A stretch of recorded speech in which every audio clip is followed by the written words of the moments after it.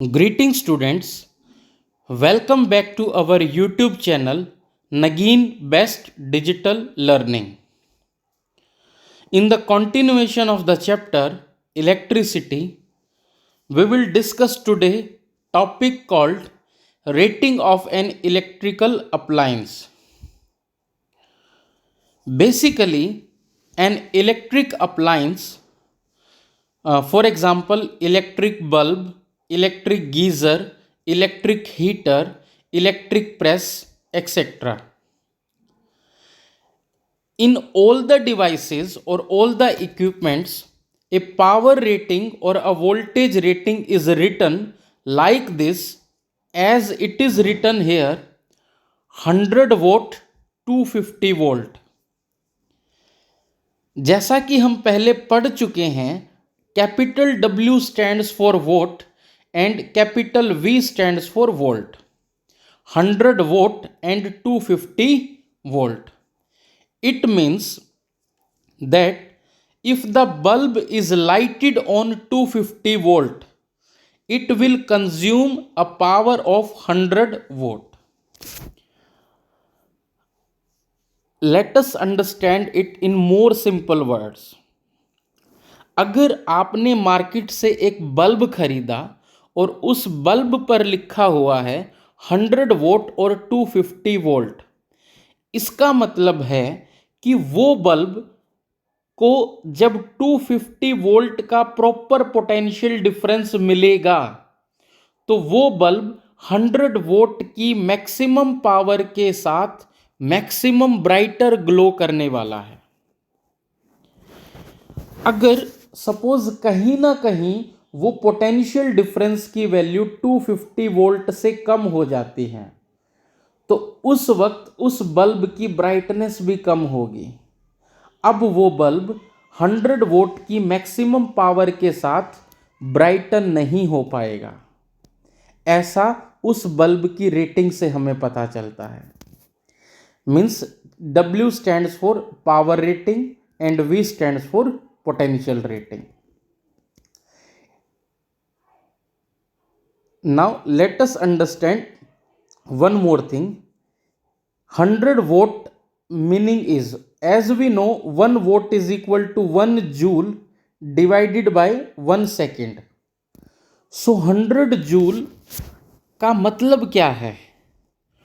100 watt bulb का मतलब है consumption of 100 joule in 1 second. Let us understand it. जैसा कि हमने पहले पढ़ चुके हैं, power is equals to work done divided by time है हमारे पास, और पावर को फर्दर हम watt is equal to joule by second भी लिख सकते हैं. तो इसी रिलेशन के बेसिस पर अगर किसी अप्लायंस की पावर हमारे पास 100 वोट है तो हम उसे लिख सकते हैं कि 100 जूल पर सेकेंड. अगर आपने मार्केट से एक 100 वोट का बल्ब खरीदा तो उस पर्टिकुलर बल्ब के लिए 100 वोट जो पावर है वो कब होगी? जब उसे 100 जूल्स पर सेकेंड मिलेंगे. अगर आपने मार्केट से कोई एयर कंडीशनर खरीदा और उसकी रेटिंग लिखी हुई है 1000 वोट, इसका मतलब है कि उस पर्टिकुलर डिवाइस को 1 सेकेंड में 1000 जूल एनर्जी रिक्वायर्ड होगी. जितनी ज़्यादा पावर रेटिंग उतनी ज़्यादा 1 सेकेंड के अंदर कंज्यूम की जाने वाली एनर्जी. तो जब भी आप मार्केट से किसी भी चीज़ को आप खरीदते हैं, किसी भी इलेक्ट्रिकल डिवाइस को, तो आपको सबसे पहले ये समझना बहुत ज़रूरी है कि उस पर्टिकुलर डिवाइस की पावर रेटिंग क्या है. सपोज़ मैं आपको एक प्रैक्टिकल एग्जांपल से समझाता हूँ. आप मार्केट से 3 स्टार 4 स्टार 5 स्टार इस तरह की रेटिंग के अप्लायंसेस खरीदते हैं. मैं अब एक एग्जाम्पल लेता हूँ, सपोज वन इज, आपने मार्केट से एक एसी खरीदा, एक है 3 स्टार, एक है 5 स्टार। 3 स्टार और 5 स्टार बेसिकली बताते हैं पावर कंजप्शन को। एक की पावर कंजप्शन जो 5 स्टार है वो कम है, उसकी पावर कंजप्शन ऑलमोस्ट हमारे पास 900 वोट से 1000 वोट तक वेरी कर रही है, और जो हमारे पास 3 स्टार है उसकी पावर रेटिंग हमारी 1000 से 1500 वोट तक वेरी कर रही है। This is the difference. The power rating means greater is the power rating of any device, greater is the energy consumption। और इसी इलेक्ट्रिकल रेटिंग को समझते हुए हम किसी भी डिवाइस का इलेक्ट्रिक रेजिस्टेंस कैलकुलेट कर सकते हैं when it is working. Suppose previous video में मैंने आपको ये बहुत अच्छे से समझाया था कि एक कंपनी जब किसी भी डिवाइस को बनाती है तो उसकी हर चीज़ फ्लक्चुएट कर सकती है सिवाय उस मैन्युफैक्चरर रेजिस्टेंस के, जो कभी भी चेंज नहीं होता है। नाउ फॉर एग्जांपल, अगर हम ऊपर दी गई डिवाइस जिसकी रेटिंग है 100 वोट 250 वोल्ट, इसी बल्ब की बात करें तो हम यहाँ से R को कैलकुलेट कर सकते हैं। As we know, the formula for power is V square by R. Then for R, it will be written as V square divided by P. तो अगर हम V की वैल्यू 250 का स्क्वायर लिखें, डिवाइड बाय में 100 करें, तो ये हमारे पास आता है 625 ohm. This is the resistance of that particular bulb. The resistance of bulb is much less than this value when it is not glowing, when its filament is cold. This is due to the reason that resistance of filament increases with temperature. अब ये जो resistance है, जब ये bulb glow नहीं कर रहा होगा इस वैल्यू से बहुत कम होगा। ये जो 625 ओम का रेजिस्टेंस हमने कैलकुलेट किया है, ये तब है जब बल्ब ग्लो कर रहा है, जब फिलामेंट पूरी तरह से हॉट है, क्योंकि उस वक्त टेम्परेचर के साथ रेजिस्टेंस बढ़ता है। लेकिन जब ये बल्ब ग्लो नहीं कर रहा होगा तो उस पर्टिकुलर एनवायरनमेंट में रेजिस्टेंस इससे काफ़ी कम होने वाला है। और उसी पर्टिकुलर डिवाइस के लिए अब हमारे पास रेजिस्टेंस भी है और वोल्टेज भी है, पोटेंशियल भी है, तो हम करंट रेटिंग भी निकाल सकते हैं। नाउ सपोज अगर हमें ये ऑब्जर्व करना हो कि वो पर्टिकुलर फिलामेंट कितना करंट कंज्यूम करने वाला है, then I is equals to 100 watt, that is we also know P is equal to V into I is equals to P divided by V। So P is 100 watt and V is 250। तो दोनों को जब ratio हम करेंगे it will becomes 0.4 ampere. Means किसी भी device पर लिखी हुई पावर रेटिंग्स को जानकर हम उस पर्टिकुलर डिवाइस के रेजिस्टेंस के बारे में जान सकते हैं, उस पर्टिकुलर डिवाइस के करंट कंजप्शन के बारे में भी जान सकते हैं। Maximum value of current and this 0.4 is the maximum value of current that can flow through the bulb without causing any damage to the filament। कि अगर इतना अमाउंट ऑफ करंट बल्ब के अंदर से फ्लो करता रहेगा तो बल्ब में किसी भी तरह का डैमेज देखने को हमें नहीं मिलेगा। ये किसी भी डिवाइस की पावर रेटिंग होती हैं। मीन्स पावर रेटिंग को समझकर हम एक समझदार कंज्यूमर बन सकते हैं कि हमें कौन सी डिवाइस खरीदनी है, कौन सी डिवाइस नहीं खरीदनी है, ताकि हमें फ्यूचर के लिए पता हो सके कि इससे हमारे इलेक्ट्रिसिटी बिल पर कितना इफेक्ट पड़ने वाला है। Now our next topic is practical applications of heating effect of electric current.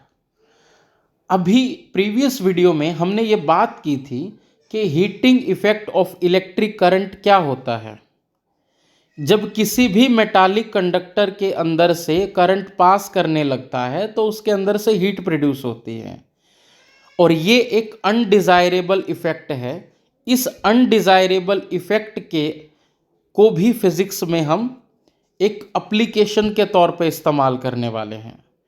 तो कहाँ कहाँ पर इस इफेक्ट का हम इस्तेमाल करते हैं, चलिए सबसे पहला हमारे पास आता है एक इलेक्ट्रिक आयन के अंदर, जो इलेक्ट्रिक प्रेस हम जिसको बोलते हैं, electric geyser, electric toaster, electric oven, electric kettle. These are the some familiar devices in which we use heating effect of electric current. और इनमें से भी एक सबसे इंपॉर्टेंट एप्लीकेशन है इलेक्ट्रिक बल्ब या एक इनकैंडेसेंट लैंप। एक इल्यूमिनेटिंग लैंप, एक electric bulb is used to provide light by heating its filament। अगर एक इलेक्ट्रिक बल्ब की बात हम करें, सपोज कुछ इस तरह से हमारे पास एक इलेक्ट्रिक बल्ब होता है ऐसे, और बल्ब के अंदर ये वाला जो पार्ट है इसे फिलामेंट कहा जाता है। This is filament. आमतौर पर ये टंगस्टन का बना हुआ होता है। It is made of tungsten. Basically जिसके टूटने पर हम ये अंदाज़ा लगाते हैं कि अब बल्ब हमारा फ्यूज़ हो गया, वो पतली सी वायर टंगस्टन की बनी हुई होती है और वो उस बल्ब का फिलामेंट कहलाती है। और ये जो फिलामेंट है ये हम टंगस्टन का इसलिए बनाते हैं क्योंकि टंगस्टन का जो मेल्टिंग पॉइंट होता है that is 3380 degree Celsius. Most of the power consumed by the filament appears as heat and only a part of it appears as light। अब एक इलेक्ट्रिक बल्ब के अंदर बेसिक फिनोमिना क्या होता है, जो हम इलेक्ट्रिक करंट सप्लाई करते हैं उस इलेक्ट्रिक करंट से ज़्यादातर पार्ट इलेक्ट्रिक हीट की फॉर्म में बाहर निकलता है।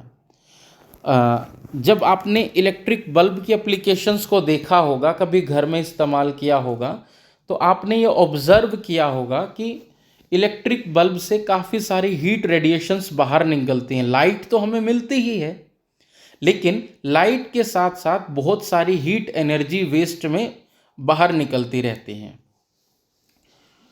तो उसी हीट की वजह से फिलामेंट उस पावर का इस्तेमाल करता है और बल्ब के अंदर जो एक इवैक्यूएटेड ग्लास चैम्बर है उसके अंदर हम इनर्ट गैसेस फिल करते हैं, और इस पूरे फिनोमिना की वजह से वो टंगस्टन जो है जैसे ही अपनी मैक्सिमम कैपेसिटी पर हीट करता है तो वो एक वाइट लाइट इल्यूमिनेट करता है, जिसके कारण से वो विजिबल लाइट हमें देखने को मिलती है। सेकंड इम्पोर्टेंट एप्लीकेशन है इलेक्ट्रिक फ्यूज़। इलेक्ट्रिक फ्यूज़ बेटा बार बार एग्ज़ाम के अंदर पूछे जाने वाली ऐसी डिवाइस है कि जिसे कि हम एक सेफ्टी मेज़र, एक सेफ्टी डिवाइस के तौर पर इस्तेमाल करते हैं इलेक्ट्रिक सर्किट के अंदर। इलेक्ट्रिक फ्यूज़ के अंदर आपसे ये पूछा जाता है कि इलेक्ट्रिक फ्यूज़ किस प्रिंसिपल पर बेस्ड है। The principle on which electric fuse is based is Joule's law of heating effect और heating effect of electric current. आमतौर पर आजकल इलेक्ट्रिक फ्यूज़ को हम इस्तेमाल कर रहे हैं एक सेफ्टी डिवाइस के तौर पे। एमसीबी भी हमारे पास होती हैं। ये एमसीबी मिनिएचर सर्किट ब्रेकर से पहले की कहानी है कि जब हम एक इलेक्ट्रिक फ्यूज़ का इस्तेमाल करते हैं तो एक इलेक्ट्रिक फ्यूज़ के अंदर एक पतली सी वायर लगी होती है। कुछ इस तरह की शेप का हमारे पास एक फ्यूज़ होता है ऐसे, और यहाँ पर एक टर्मिनल से दूसरे टर्मिनल के बीच में एक वायर लगी हुई होती है, और इस फ्यूज़ को जब हम सर्किट के अंदर अटैच करते हैं तो वहाँ पर इस वायर के अंदर से करंट फ्लो करता है।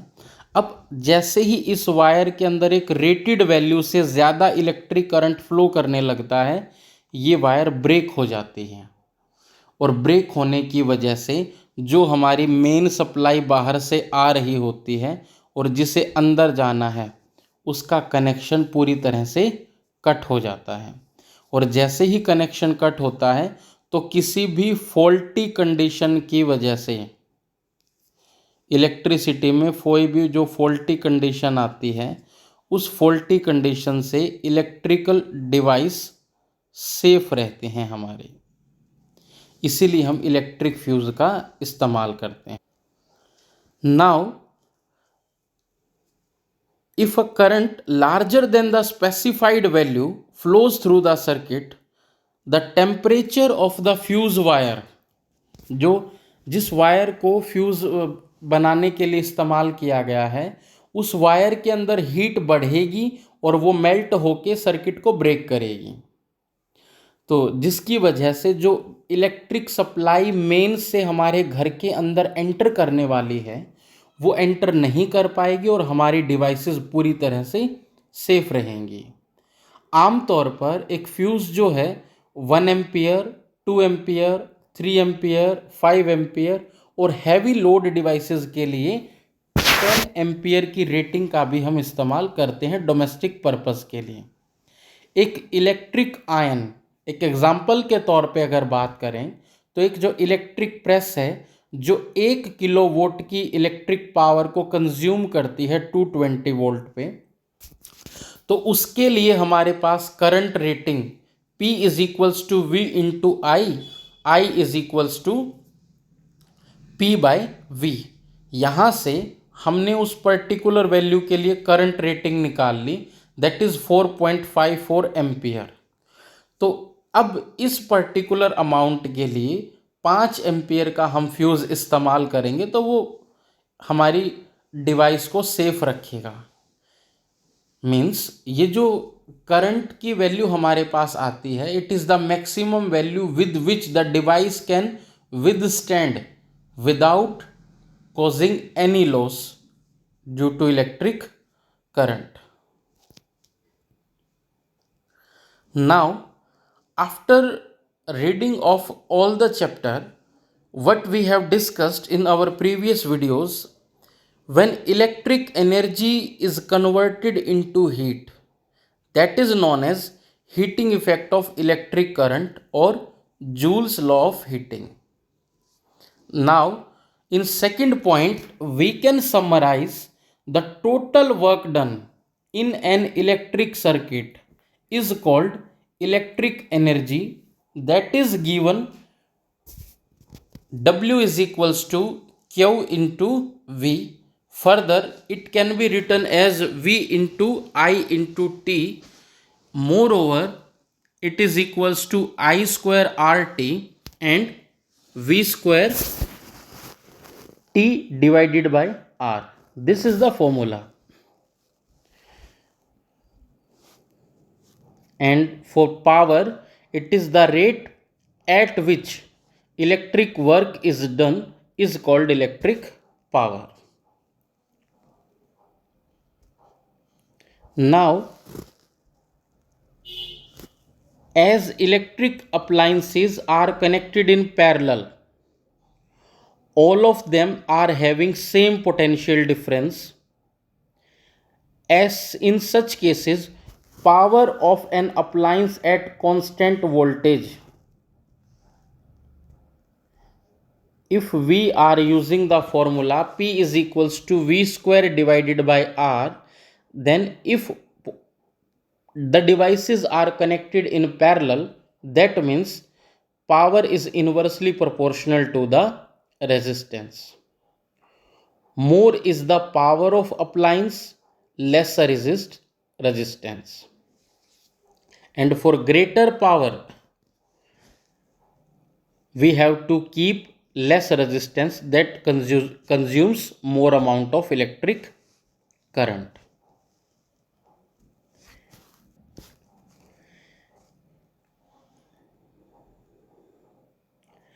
If bulbs of different wattages, means different watt bulbs, are joined in parallel, then bulb with the highest wattage glows with maximum brightness. It is asked many a times that which bulbs will glow brighter. We will do questions also further. अगर हमारे पास अलग अलग voltage के bulbs connected हैं parallel में, तो उनमें से सबसे ब्राइटर ग्लो कौन करेगा? तो इसका आंसर है the bulb with highest voltage glows with maximum brightness. And in case bulbs are joined in series, reverse is true. अगर सीरीज की बात करें तो सीरीज के केस में जिसकी वोल्टेज कम होगी,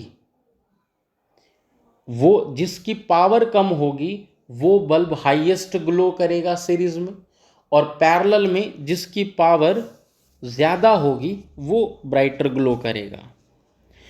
और पावर रेटिंग किसी भी इलेक्ट्रिकल डिवाइस की अभी हम कैलकुलेट कर चुके हैं.